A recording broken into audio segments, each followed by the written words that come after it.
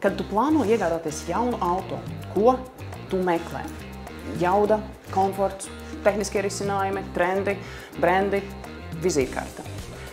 Daudzi uzņēmēji izvēlas tādus lieliskus auto kā Audi vai BMW, jo šie auto piedāvā vairumu no biežāk pieprasītākajām vērtībām.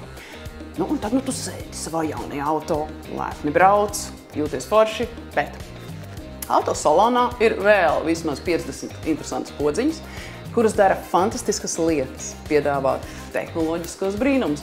Bet šo podziņu pilnvērtīgai lietošanai tev ir vajadzīgs izlasīt tikai nieka 657 lapušu garu manuālu. Un tad, kad tu viņu izlasi, tu sev godīgi pasaki, ka gada laikā tu esi izmantojis labi, ja pusi no podziņām vienu reizi.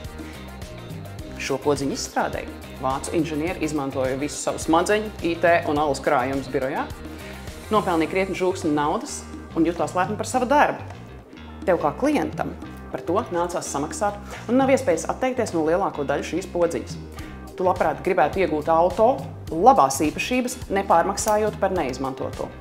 Pastāv iespēja, ka tu meklēsi alternatīvas auto iespējas. Vai esi drošs, ka tavs uzņēmums nav aizrāvies ar darbībām, kas ceļ izmaksas un iespējams atbaida klientus?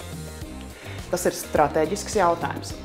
Ja arī tev šķiet interesanti un nepieciešami pārbaudīt savu uzņēmumu darbību no šīs prizmas, tad pievienojies līdzīgi domājošiem stratēģiju konferencē Golden Eye. Kā redzēt tālāk? 31. oktobrī.